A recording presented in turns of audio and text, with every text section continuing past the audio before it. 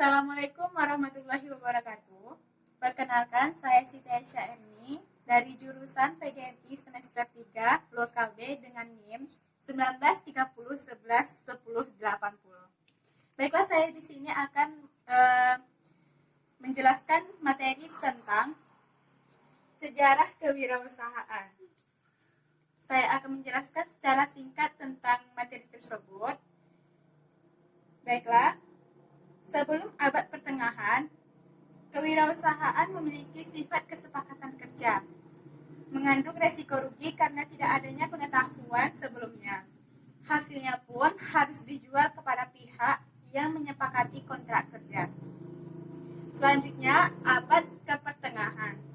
Kewirausahaan sudah memulai mengenal konsep produksi, dapat mengatur dan mengoptimalkan sumber dayanya sehingga resiko rugi dapat diminimalisirkan. Selanjutnya, pada era industri, kewirausahaan ini memiliki strategi dalam penyediaan modal lebih pandai. Sehingga, orang yang tidak memiliki modal pun berani terjun dalam dunia usahanya. Dalam era ini, ada yang bertindak sebagai penyandang dana dan ada yang bertindak sebagai operasional usaha.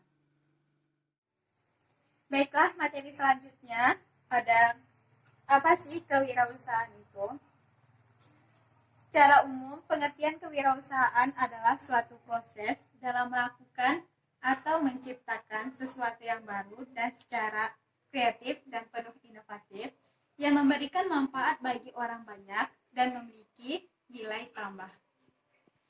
Selanjutnya, ada pengertian kewirausahaan menurut para ahli. Yang pertama, menurut Soeharto Prawiro, kewirausahaan menurut dia adalah suatu nilai yang dibutuhkan untuk memulai usaha dan mengembangkan usaha. Selanjutnya, menurut Peter Drucker, kewirausahaan adalah kemampuan untuk menciptakan sesuatu yang baru dan berbeda dari yang lain. Selanjutnya, ada Zimmer. Pengertian kewirausahaan dalam sebuah proses penerapan kreativitas dan inovasi dalam memecahkan persoalan dan menemukan peluang untuk memperbaiki kehidupan bisnis. Selanjutnya, ada materi tentang wirausaha, pengusaha, dan kewirausahaan. Adapun beberapa dari antara wirausaha dan pengusaha. Pengusaha adalah seseorang yang menjalankan aktivitas, baik itu usaha jual beli maupun usaha produksi yang mempunyai tujuan utama untuk memperoleh keuntungan dan menanggung resiko yang mungkin saja akan terjadi dalam aktivitas selanjutnya. Sedangkan wirausaha adalah orang yang mampu mencari dan memanfaatkan peluang usaha dan juga memperoleh sumber dana yang dibutuhkan untuk kegiatan usahanya, serta berani menanggung resiko yang bisa saja terjadi dalam aktivitas usahanya. Faktor penting yang bisa mengubah seseorang menjadi kewirausahaan. Ada 9 faktor pendorong menjadi wirausahaan menurut Hendro dan Widianto sebagai berikut. Yang pertama yaitu faktor individu. Faktor ini merupakan pengaruh pengalaman hidup dari kecil hingga dewasa, baik oleh lingkungan ataupun keluarga. Yang kedua, ada faktor suasana kerja. Lingkungan pekerjaan yang nyaman tidak akan menstimulus orang atau pikirannya untuk berkeinginan menjadi pengusaha. Namun, bila lingkungan kerja tidak nyaman, maka akan mempercepat seseorang memilih jalan karirnya untuk menjadi seorang pengusaha. Yang ketiga, ada faktor tingkat pendidikan. Semakin tinggi tingkat pendidikan seseorang, maka hal itu juga semakin tidak begitu berpengaruh terhadap keinginan dirinya untuk memilih jalan hidup sebagai wirausahawan. Rata-rata, justru tingkat pendidikan yang tidak terlalu tinggi yang menstimulus seseorang untuk menjadi pengusaha. Faktor keempat, ada personality atau kepribadian.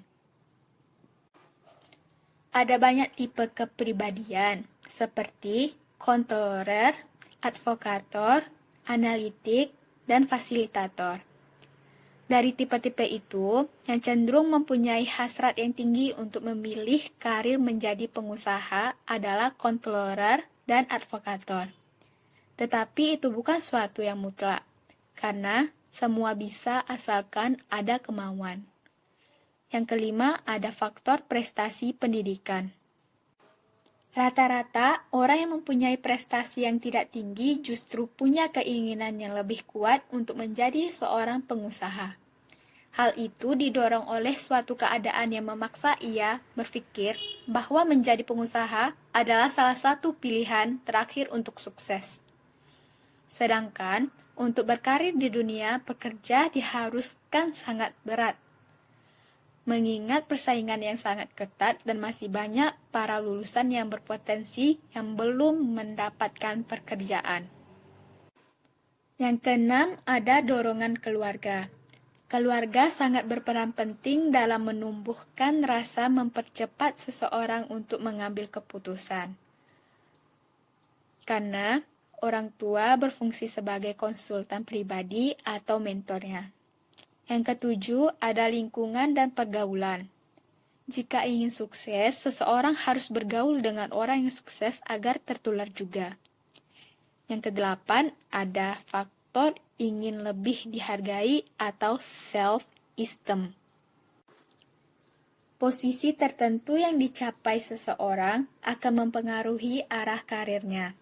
Sesuai dengan teori Maslow, setelah orang terpenuhi kebutuhan sandang, pangan, dan papannya, maka kebutuhan yang ia ingin raih berikutnya adalah self-esteem, yaitu ingin lebih dihargai lagi.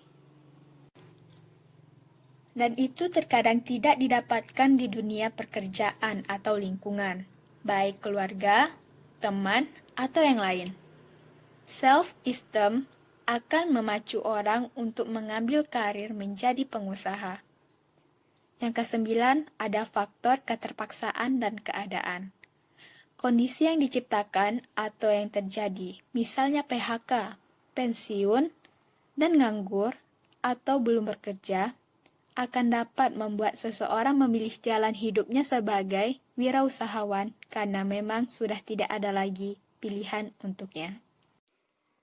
Baiklah, sekarang kita memasuki materi yang terakhir, yaitu tentang faktor kegagalan dan keberhasilan dalam usaha.